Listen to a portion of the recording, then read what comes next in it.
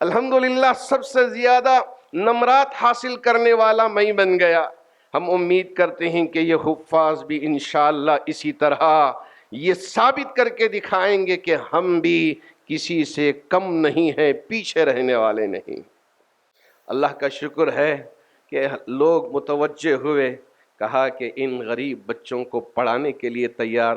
یہ نہ سمجھیں کہ صرف ہم ان کو ڈاکٹر بنانا چاہتے ہیں، نہیں، ڈاکٹر کے ساتھ انجینئر، یا یہ وکیل بننا چاہے، یہ سی اے بننا چاہیں، یہ پائلٹ بننا چاہیں، یا K A S I A S یا U P S C exam میں یہ اپیئر ہونا چاہیں، ان کے لیے ہر موقع فراہم ہونا چاہیے، ان کے لیے کسی طرح کی کوئی کمی نہیں ہونی چاہیے۔ یہ مقصد ہے۔ آپ یہ نہ سمجھیں کہ ڈاکٹر صاحب صرف ڈاکٹر بنانا چاہ رہے ہیں، نہیں، کہ ڈاکٹر بھی بنے تو ایسے بنے کہ جن کے دل میں اللہ کا ڈر ہو۔ السلام علیکم ورحمۃ اللہ وبرکاتہ۔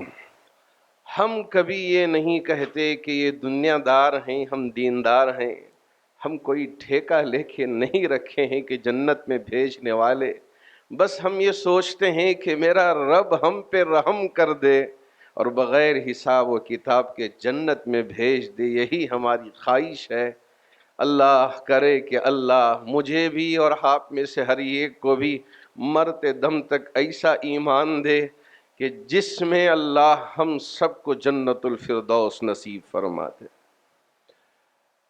میں جب امریکہ تراویح سنانے کے لیے جاتا تھا، تقریباً 14 سال امریکہ میں تراویح سنانے کا موقع ملا،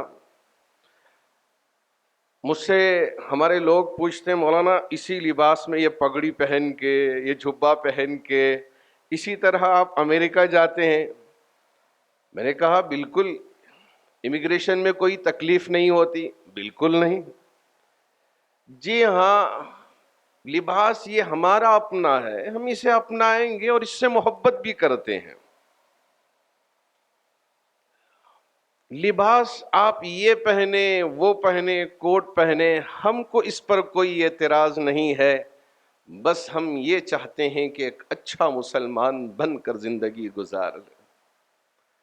شاید آپ نے سنا ہوگا کہ جب لاک ڈاؤن تھا، ایک حافظ وسیم تھے شاملی کے، ایک دیہات میں امامت کر رہے تھے، 6 ماہ تک مسجد والوں نے تنخواہ نہیں دیا، 5 بیٹے 1 بیٹی،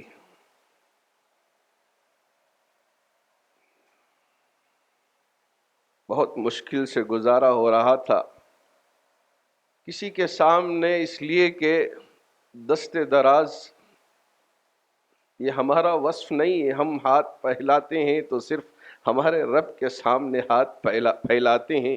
یا ایھا الناس انتم الفقراء الی اللہ واللہ هو الغنی الحمید، کہ وہ حافظ، جی ہاں، 5 بیٹے 1 بیٹی، 6 ماہ تک مسلسل جد و جہد کرنے کے باوجود اس کے لیے کھانا پینا بھی مشکل ہو گیا، بیچارہ سب کو باہر بھیج کے فین سے لٹک کے خودکشی کر لیا۔ کبھی ہم نے سنا نہیں تھا کہ ایک حافظ قرآن بھی خودکشی کر سکتا ہے۔ ہمارے ڈاکٹر عبد القدیر صاحب نے یہ سوچا کہ مسلمان جو مدرسے میں پڑھتے ہیں، ان کو 8,000 10,000 کی تنخواہ دے کے قوم بہت بہت احسان مند سمجھتی ہے، اس سے کیسے نکالا جائے؟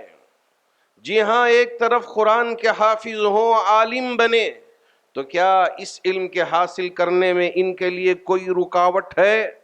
تو ہاں، ہمارے علماء بھی پہلے سے یہ کہتے آ رہے ہیں کہ اس میں کسی طرح کی کوئی رکاوٹ نہیں ہے، یہ سمندروں کی طرح ہے، آپ علم حاصل کرتے جائیے، آپ کے لیے راستہ کھلا ہے، بالکل راستہ کھلا ہوا ہے۔ میں جب تراویح سنا رہا تھا، اوکلاہوما سٹی میں ایک اور حافظ صاحب بھی تھے، ان کو ڈاکٹر صاحب پکارتے تھے، اس لیے کہ یو ایس میں عام طور سے پی ایچ ڈی کرنے والوں کو بھی بڑا ڈاکٹر پکارتے ہیں۔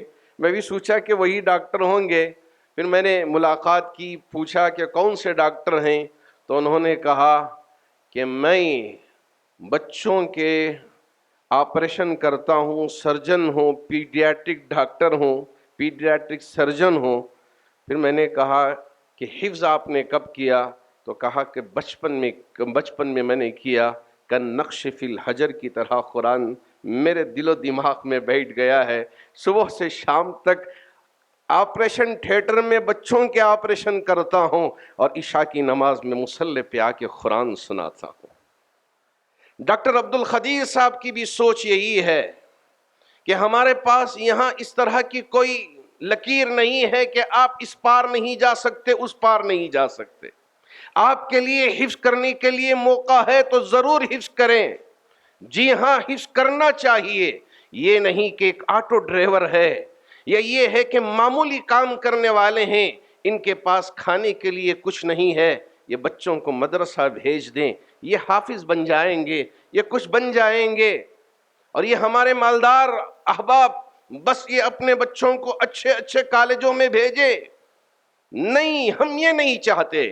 ہم یہ چاہتے ہیں چاہے مالدار ہو، چاہے غریب ہو، چاہے متوسط گھرانے کے لوگ ہوں، سب کے بچوں کے سینے میں قرآن محفوظ ہو جائے، سب جنت کے مستحق ہو جائے۔ وَسَارِعُوا إِلَىٰ مَغْفِرَةٍ مِّن رَّبِّكُمْ وَجَنَّةٍ أَرْضُهَا السَّمَاوَاتُ وَالْأَرْضُ۔ جی ہاں، ہم کو دوڑ لگانا ہے۔ اب یہ جو سسٹم شروع ہوا، یہ ICU، آپ نے شاید ہاسپٹل میں سنا ہوگا کہ ایک بیمار پریشان ہے، اب سمجھ میں نہیں آ رہا ہے کہ اسے کہاں لے کے جائیں، تو ICU میں لے کے جا کے اسے ایڈمٹ کرتے ہیں کہ بیڈ پہ پڑا ہوا ہے، پورے مشنریز لگے ہوئے ہیں، 24 گھنٹے نرس بھی ہے، ڈاکٹرز بھی ہیں، اور سب وہاں مہیا ہوتے ہیں تاکہ اس پیشنٹ کی مکمل طور پہ نگرانی کریں۔ ہمارے یہاں یہ جو حفاظ آتے ہیں، ان کو اکیڈمک ICU میں انتہائی نگہداشت کمرے میں داخل کیا جاتا ہے۔ کیوں؟ یہ اس لیے نہیں ہے کہ یہ بیمار ہیں، یہ اس وجہ سے کہ ان پر اتنی توجہ کیا جائے کہ یہ قابل بن جائے۔ پہلے سے ماشاءاللہ ان کے سینے میں قرآن محفوظ ہے، اس کا مطلب یہ ہے کہ ان کا دماغ بڑا تیز ہے۔ میں جب فلائٹ میں بیٹھا ہوا تھا، ایک انگریز نے مجھ سے پوچھا کہ کیوں آئے ہو یہاں امریکہ؟ میں نے کہا کہ قرآن سنانے کے لیے آیا ہوں۔ تو کہا کہ قرآن سنانے کا کیا مطلب ہے؟ میں نے کہا کہ میں بائی ہارٹ کیا ہوں، اب یہ قرآن تھوڑا تھوڑا کر کے ہم مسجد میں سناتے ہیں۔ تو اس انگریز نے پوچھا، یہ اتنی موٹی کتاب، یہ پورا آپ نے یاد کیا ہے، حفظ کیا ہے؟ میں نے کہا ہاں، حفظ کر کے یہاں قرآن سنانے کے لیے آیا ہوں۔ تو انگریز کو تعجب ہوا، اس لیے کہ وہ عیسائی تھا۔ تو اس نے مجھ سے کہا کہ ہمارے یہاں کوئی انجیل کا حافظ نہیں ملتا، یہ پوری قرآن آپ یاد کر لیے ہیں؟ ہاں، یاد کر لیے ہیں۔ میں ایک نہیں ہوں، چھوٹا سا معصوم سا بچہ 7 سال ہو 9 سال ہو، وہ بھی حفظ کر کے اپنے سینے میں قرآن کو محفوظ کر لیتا ہے۔ یہ قرآن کا اعجاز ہے۔ تو اب ہم اور ڈاکٹر صاحب یہ چاہتے ہیں کہ ہمارے یہ بچے غربت کی وجہ سے، مفلسی کی وجہ سے، یہ بس نیچے ہی نہ رہ جائیں، ان کا کچھ ہاتھ تھام لیں، یہ آگے آ سکتے ہیں۔ یہ ICU میں ان کا داخلہ شروع ہوتا ہے، ان کی تعلیم کا سلسلہ۔ اللہ کا شکر ہے کہ ڈاکٹر صاحب کی توجہات سے بنگلور میں جامع مسجد کے زیر سائے جامعہ شاہین حفظ القرآن پلس کا آغاز ہوا۔ اب 7 ماہ کا عرصہ، صرف 7 ماہ، ہمارے اساتذہ ڈاکٹر صاحب کا کہنا ہے حضرت یہ 8,000 10,000 کی تنخواہ نہیں، یہاں پڑھانے والے یہ ان کے لیے سہولیات کھانے کی ہو، رہنے کا بہترین انتظام ہو، اور ان کی تنخواہ 25,000 سے شروع ہونی چاہیے، اور پرنسپل کی 50,000 تنخواہ شروع ہونی چاہیے۔ یہ اگر آرام سے تنخواہ لے کے اپنی ضروریات پوری کریں گے، بچوں کو بھی صحیح طریقے سے پڑھائیں گے، پھر اس کے بعد اگر سہولت ہو تو اور تنخواہ میں اضافہ کیا جا سکتا ہے، لیکن کم سے کم اتنی تو ہونی چاہیے۔ اللہ کا شکر ہے کہ ہم نے ڈاکٹر صاحب کے کہنے کے مطابق اسی طرح سلسلہ شروع کیا۔ اساتذہ پوری محنت سے، جد و جہد سے ہمارے ان حفاظ پہ محنت کیا۔ 24 بچوں کو ہم نے، حافظ بچوں کو حفظ القرآن، یہ آئی سی یو سے پھر یہ نارمل جو سبجیکٹس ہوتے ہیں NIOS National Institute of Open Schooling کے ذریعے ان بچوں کو SSLC میں بٹھایا گیا۔ 7 ماہ کی قلیل مدت کا نتیجہ اللہ نے دیا کہ 7 ماہ میں یہ 24 بچے ہائی فرسٹ کلاس پاس ہو کے یہ تاریخ رقم کر دیا کہ اگر ہم بھی پڑھنے کے لیے آ جائیں گے تو کبھی پیچھے رہنے والے ہیں، سب کو پیچھے چھوڑ دیں گے۔ حضرت مولانا تقی عثمان صاحب دامت برکاتہم جب بنگلور تشریف لائے، میری ان سے ملاقات ہوئی۔ حضرت آپ لا بھی کیے ہیں، لا کرنے کے وقت میں کیا حالات پیش آئے تو حضرت نے فرمایا تھا، نارمل اسٹڈیز کرنے والے اور میں ایک مولوی ہدایہ پڑھ کے آنے والا، اللہ کا شکر ہے کہ یہ نارمل اسٹڈیز کرنے والوں پہ یہ ہدایہ پڑھنے والا مولوی بھاری پڑ گیا۔ الحمدللہ سب سے زیادہ نمرات حاصل کرنے والا میں بن گیا۔ ہم امید کرتے ہیں کہ یہ حفاظ بھی انشاءاللہ اسی طرح یہ ثابت کر کے دکھائیں گے کہ ہم بھی کسی سے کم نہیں ہیں، پیچھے رہنے والے نہیں۔ یہ جو 7 ماہ میں نتیجہ نکلا، ڈاکٹر صاحب نے فرمایا کہ اب NIOS کے بجائے کرناٹک بورڈ جو PU بورڈ ہے اس سے ہم ان بچوں کو آگے کی تعلیم کا رخ دیں گے۔ تو اللہ کا شکر ہے اس سلسلے میں ہماری کوشش ہوئی، محنتوں کے بعد PU کا بھی ہم کو پرمیشن مل گیا۔ اب 25 بچوں کو ہم نے ماشاء اللہ PU بورڈ کے ذریعے فرسٹ PU سے میں داخلہ کروایا ہے۔ اب 41 بچے NIOS کے ذریعے SSLC میں امتحان لکھنے والے ہیں۔ اگر ہم اس میں بھی محنت کرتے ہیں تو ضرور کامیابی ملے گی۔ ہمارا یہ کہنا نہیں ہے کہ مدرسوں میں صرف اس تعلیم کو شروع کر دیا جائے، واللہ ہرگز یہ مطلب نہیں ہے۔ ہمارے بچے حافظ بھی بنے، عالم بھی بنے، مفتی بھی بنے، ادیب بھی بنے، اور آگے وہ چلنا چاہیں ان کے لیے راستہ کھولا ہے۔ اگر بچے حفظ کر کے پیچھے رہ جائیں، وہ پیچھے رہنا نہیں ہے، ان کا ہاتھ پکڑیں گے۔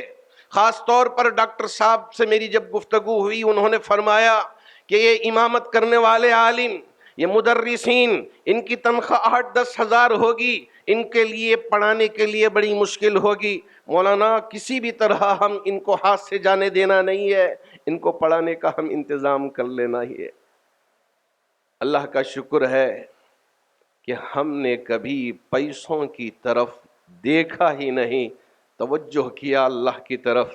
جیسے میرے نبی نے 313 صحابہ کو لا کے چھپر میں رات بھر ایک طرف کوشش بھی کی تو دوسری طرف اللہ کی طرف لو بھی لگایا، اے میرے رب یہ میرے پاس جتنی طاقت تھی لا کے میدان میں ڈال دیا ہے۔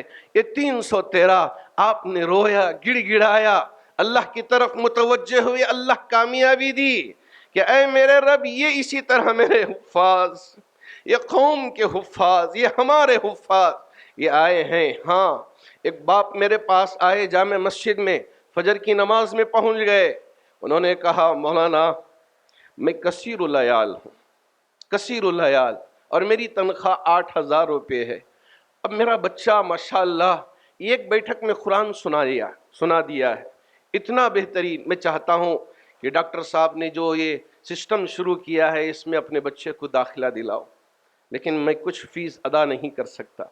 یہ ایک بچے کی کہانی نہیں، تقریباً بچوں کی یہی کہانی ہے۔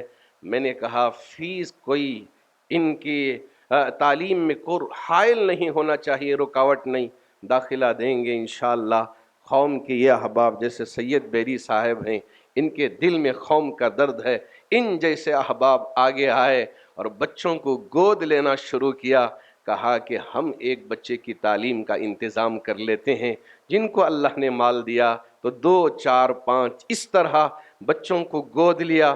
یہاں تنخواہ بھی دینا پڑتا، ایسا نہیں ہے کہ فری میں ہم پڑھا دیں. ہاں تنخواہ تو دینا ہے، کھانے کا نظام کرنا ہے، الیکٹرکسٹی اور سارا مینٹیننس. اللہ کا شکر ہے کہ لوگ متوجہ ہوئے. کہا کہ ان غریب بچوں کو پڑھانے کے لیے تیار. یہ نہ سمجھیں کہ صرف ہم ان کو ڈاکٹر بنانا چاہتے ہیں، نہیں، ڈاکٹر کے ساتھ انجینئر، یا یہ وکیل بننا چاہیں، یہ سی اے بننا چاہیں، یہ پائلٹ بننا چاہیں، یا K A S I A S یا U P S C exam میں یہ اپیئر ہونا چاہیں، ان کے لیے ہر موقع فراہم ہونا چاہیے. ان کے لیے کسی طرح کی کوئی کمی نہیں ہونی چاہیے. یہ مقصد ہے. آپ یہ نہ سمجھیں کہ ڈاکٹر صاحب صرف ڈاکٹر بنانا چاہ رہے ہیں، نہیں، کہ ڈاکٹر بھی بنے تو ایسے بنے کہ جن کے دل میں اللہ کا ڈر ہو. میرے بھائی بھی نیورو سرجن ہیں. ایک مرتبہ مجھ سے انہوں نے کہا کہ بھائی کیا ہوا پتہ ہے آپ کو؟ انہوں نے کہا کہ ایک پیشنٹ آیا ابو دھابی میں، مختصر کہے کہ میں اپنی بات کو اختتام تک پہنچانا چاہوں گا، کہ ایک پیشنٹ آیا آ کے کہنے لگا کہ ڈاکٹر مسعود کہاں ہیں؟ نہیں ڈاکٹر مسعود اوپر راؤنڈس میں ہیں، ایک اور ڈاکٹر ہیں، آپ ان سے مل لیں. اب بیچارہ پیشنٹ گیا، ملاقات کیا، کہا کہ میری یہ بیماری ہے. تو انہوں نے کہا کہ 3 دن میں آپ کا آپریشن ہونا چاہیے، اگر آپریشن نہیں تو آؤٹ. اب یہ بیچارہ منہ لٹکایا باہر نکلا. اتفاق سے راؤنڈ سے فارغ ہو کر میرے بھائی آ رہے تھے، تو میرے بھائی سے ملاقات ہو گئی. تو کہا کہ میں آپ سے ہی ملنے آیا تھا لیکن ایک اور ڈاکٹر کے پاس چلا گیا. کہا کیا بولا؟ کہا 3 دن میں میرا آپریشن ہونا ہے، آپریشن نہیں ہے تو میں مر جاؤں گا. اس طرح سے انہوں نے کہا ہے. کہا کہ اچھا رپورٹس لے کے آؤ. تو رپورٹس انہوں نے دیکھا تو آپریشن کی ضرورت نہیں ہے، 2 ماہ کے ٹیبلٹس کی ضرورت ہے. تو انہوں نے ٹیبلٹ لکھ دیا. کہا کہ یہ 2 ماہ کھا کے پھر آ جاؤ، انشاءاللہ امید ہے کہ آپریشن کی ضرورت ہی پیش نہ آئے. اب دوسرے دن ہاسپٹل کے ڈائریکٹرز اور ڈاکٹرز انہوں نے میٹنگ طلب کی اور میرے بھائی کو بلا لیا. کہا او ڈاکٹر آپ ہماری ہاسپٹل کو بند کرنے کے لیے بیٹھے؟ کہا کیوں؟ کہا ہمارے ایک ڈاکٹر نے آپریشن کے لیے لکھا اور آپ نے بغیر آپریشن کے دوائی لکھ کر بھیج دیا، تو اگر ایسا ہو تو ہماری ہاسپٹل کیسی چلے گی؟ میں تو سوچ رہا تھا کہ یہ شاید اڑتی ہوئی باتیں ہیں، ایسی باتیں نہیں ہیں. جب میرے بھائی نے بتایا تو یقین ہو گیا کہ یہ کیا زمانہ ہو گیا ہے کہ انسان کو بھی ایک کسٹمر سمجھ کر لوٹنے لگی ہے. قوم اس پر چل پڑی ہے. تو ماشاءاللہ میرے بھائی نے کہا اگر آپ کو رکھنا ہو تو مجھے رکھیں، اگر آپ مجھے نکالنا چاہتے ہو تو نکال لیں. میرے باپ نے مجھے اللہ کا ڈر پہلے مجھے میرے دل میں بٹھایا ہے. میرے باپ بھی ایک عالم دین ہیں، تو میرے باپ نے مجھے میرے دل میں اللہ کا ڈر بٹھایا ہے. میں یہ غلط کام کر کے پیسے کمانے کے لیے نہیں آیا ہوں. اگر اس کے لیے آپریشن ضروری ہوتا تو میں ضرور لکھتا، جبکہ اس کے لیے آپریشن کی ضرورت نہیں ہے. تو ایسے ڈاکٹرز ہم بنانا چاہتے ہیں کہ جو اللہ کو ڈر کر حاضر و ناظر سمجھ کر قوم کی خدمت کرے. اور ایڈمنسٹریشن میں بھی جائیں تو پیسوں کے لیے نہیں، لوٹنے کے لیے نہیں، قوم و ملت کی نہیں، ملک کی خدمت کرنے کے لیے ہماری یہ قوم، یہ نسل آگے آئے اور خدمت کرے. اس مقصد کے لیے یہ سارا نظام چلایا جا رہا ہے. بس یہ نہ سمجھیں کہ ہم جنت کے وارث ہیں، نہیں. پتہ نہیں کہ کہیں اللہ ہمیں دھتکار دے اور اللہ ہمیں ہمارا نامہ اعمال پیٹ کے پیچھے سے نہ دے دے. ہمیں ڈر لگا رہتا ہے. بس ہم اللہ سے یہی التجا کرتے ہیں کہ اے میرے رب آخری وقت تک ایک ایسی زندگی دے کہ جس زندگی کو گزارنے سے آپ کی رضا، آپ کی خوشنودی مل جائے. اس کے علاوہ ہمیں کچھ اور نہیں چاہیے. تو یہ جامعہ شاہین اور شاہین گروپ آف انسٹیٹیوشنز، سب کا مقصد یہ ہے کہ مدرسوں میں پڑھنے والے یہ بچے حافظ وسیم کی طرح نہ بنیں، بلکہ یہ آگے آئیں اور اپنے مقصد میں اگر کامیابی حاصل کرنا چاہتے ہیں، ان کے لیے کوئی چیز رکاوٹ نہ بنے. اللہ کرے کہ اللہ رب ذوالجلال یہ جو تڑپ ہے، ایک کوشش ہے، اللہ اس تڑپ میں، اس کوشش میں مجھے بھی، ڈاکٹر صاحب کو بھی اور آپ میں سے ہر ایک کو بھی کامیابی عطا فرمائے. ہم جو بھی کام کریں سلیقے کے ساتھ، ترتیب کے ساتھ، بہتر سے بہتر کام کریں کہ دیکھنے والے دیکھتے رہ جائیں کہ جی ہاں یہ مسلمان ہے، کہ یہ اس طرح سے جیتا ہے، تو مجھے بھی اسے اس پر دیکھ کے رشک کرنا چاہیے۔ یہ نہیں کہ مکان کرائے پر دینے کے لیے بھی ایک غیر یا مسلمان ڈرنے لگے کہ اگر اسے دے دیں تو قابض ہو جائے گا، تجارت کریں تو یہ اٹھا کے بھاگ جائے گا۔ ایسا مسلمان نہیں، جیسے بیری صاحب نے فرمایا کہ ایک سچا مسلمان بن کے ہم کو زندگی گزارنا ہے۔ اللہ کرے کہ اللہ اسی طرح ہمیں زندگی گزارنے کی توفیق عطا فرمائے۔ آمین۔ وآخر دعوانا ان الحمد للہ رب العالمین۔